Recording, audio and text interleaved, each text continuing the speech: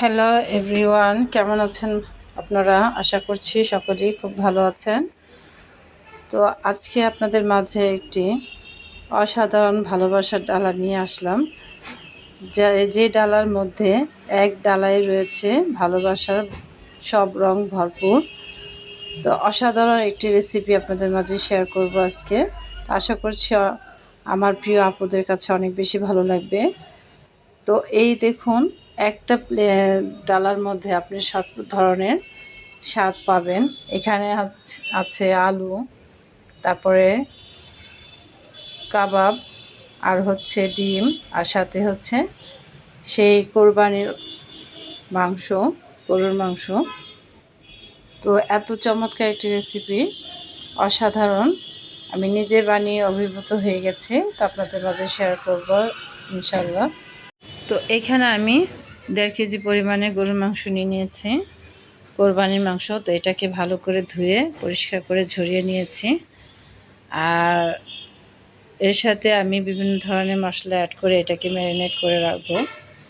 তো এখানে আমি নিয়ে নিলাম, আর তার সাথে আমি ফ্রিজ আপ করা যে মশলাগুলো আছে সেগুলো অ্যাড করে দিব। তো এখানে দিয়ে দিলাম বাদাম মিক্সড। এটা 3-4 ধরনের বাদাম একসাথে ব্লেন্ড করে রেখে দিয়েছিলাম। তো এটা আমার চ্যানেলের মধ্যে আছে, আপনারা চাইলেন এই বাদাম মিক্সের রেসিপিটা দেখতে পারেন। আর এখানে দিয়ে দিলাম ফ্রিজ আপ করা আদা রসুন পেঁয়াজ বাটা। আদা রসুন দিয়েছি 1.5 টেবিল চামচ, আর হচ্ছে পেঁয়াজ বাটা 2 টেবিল চামচ। এখানে জিরা 1 টেবিল চামচ, জিরা বাটা 1 টেবিল চামচ। আর এখানে হচ্ছে টক দই দিয়ে দিলাম। তো এটা আমার ঘরে পাতা টক দই। তো এই টক দইয়ের রেসিপিটা আমার চ্যানেলে দেওয়া আছে, আপনারা চাইলে এখান থেকে দেখে নিতে পারেন। তার সাথে দিয়ে দিলাম শাহি মেজবানি গরুর মাংসের মশলা। এইটাও আমার চ্যানেলে দেওয়া আছে, আপনারা চাইলে এটা দেখে নিতে পারেন। তার এখানে দিয়ে দিচ্ছি কাচ্চি বিরিয়ানি মশলা রাঁধুনি। তো যেটা আমার নিত্যদিনেরই সঙ্গী, এই মশলা ছাড়া আমি আসলে মাঝে মাঝে অচল হয়ে যাই। তো এখানে 2টা প্যাকেট আছে, যেহেতু কাচ্চি বিরিয়ানি, একটা হচ্ছে রাইসের সাথে দেওয়া হবে, আর আরেকটা হচ্ছে এখন প্যাকেটে পুরো মশলাটা আমি দিয়ে দিব এই মাংসের সাথে।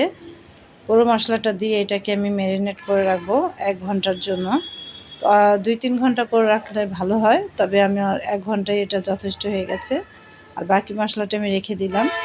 তো এটাকে আমি ভালো করে হাতে মাখিয়ে নিব। আর তার সাথে আমি লাল মরিচের গুঁড়ো দিয়ে দিয়েছি 1.5 চামচ, আর সাদা তেল অ্যাড করে দিলাম। এটাকে খুব ভালো করে হাতে মিক্সড করে নেব। তো মোটামুটি আমার এই মাখানোটা হয়ে গেছে, আমি এটাকে 1 ঘন্টা রেখে দিলাম। আর এই সাথে আমি টিকার জন্য যেটা কাবাব ম্যারিনেট করে রেখেছিলাম ফ্রিজে, সেটা আমি টিকাগুলো ভেজে নিলাম অফ ক্যামেরা।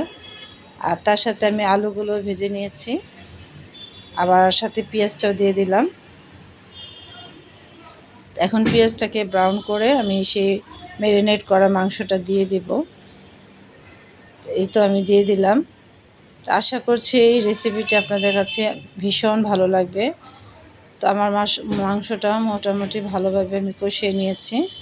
এখানে রাইসটা আমি বলক দেওয়ার জন্য পর্যাপ্ত পরিমাণে পানি দিয়েছি। তার সাথে 1 টেবিল চামচ তেল দিলাম সাদা, আর তার সাথে আমি দিয়ে দিলাম সেই প্যাকেটের মশলাটা। তো এটা 80% আমি সিদ্ধ করে নিয়েছি চালটাকে। তো এখানে আমার সব কিছু কমপ্লিট হয়ে গেছে। তো আমি এখানে সব কিছু রেডি করে নিয়েছি। এখন জাস্ট এটাকে ডেকোরেশন করে আর চুলার মধ্যে আমি এটা দমে রেখে দেব। তো এখানে আমি ঘি আর দুধটা মিশ্রণ করে নিয়েছি। তো এই তো আমার হচ্ছে গরুর মাংস কষা, তার সাথে পেঁয়াজ বেরেস্তা, ঘি, আলু, ডিম। তো এখন আমি এটাকে লেয়ারে লেয়ারে সাজিয়ে দেব। তো প্রথমে আমি গরুর মাংসটার একটা লেয়ার দিয়ে দিলাম, তার সাথে আমি বেরেস্তা দিয়ে দিব। তো এক এক করে আমি সবটা দিয়ে দিচ্ছি। আসলে এই রেসিপিটি চমৎকার একটা রেসিপি, আর আপনারা যখন বানিয়ে খাবেন তখন তো বুঝতেই পারবেন এটার স্বাদটা কত দ্বিগুণ। যে রাঁধুনি মশলাটা আমি এখানে ইউজ করেছি, অত্যন্ত ভালো মানের একটা মশলা। তো যাই হোক, প্রিয়জনদের ভালোবাসার জন্য এরকম একটা ভালোবাসার ডালা আমরা যদি গৃহিণীরা একটু কষ্ট করে উপহার দিতে পারি তাহলে তো কোনো কথাই নেই। অসাধারণ একটা উপহার হবে সবার জন্যই অবশ্যই। তো যাই হোক, তো কথা বলতে বলতে আমার সেই রাইসটা এবং সব কিছু উপকরণ একটা একটা করে লেয়ার করে দিয়ে দিচ্ছি, এবং ফিনিশিং টাচে আমি কিছু পেঁয়াজ বেরেস্তা দিয়ে দেব। আর তার সাথে আমি উপরে ডেকোরেশনের জন্য সেই কাবাবগুলি দিয়ে আর ডিমটা দিয়ে ডেকোরেশন করে এটাকে আমি দমে বসিয়ে দেব। মোটামুটি 1 ঘন্টার মতো এটাকে আমি দমে রাখবো। তো উপরে আমি সেই দুধ আর ঘি মিশ্রিত সেই পানিটা দিয়ে দিব। এটা আমার ডেকোরেশন হয়ে গেছে। এখন আমি এটাকে দমে দিয়ে দিব 1 ঘন্টার জন্য চুলার উপরে। তো আমি এখন এটাকে চুলায় রেখে দেবো 1 ঘন্টার মতো। আর এখানে একটা ছিদ্র মধ্যে লবঙ্গ দিয়ে দিব যাতে বাতাসটা বের হয়ে না যায়। তারপর আমি 1 ঘন্টা পর ফিরে আসছি আমার কাছে বিরিয়ানিটা দেখার জন্য।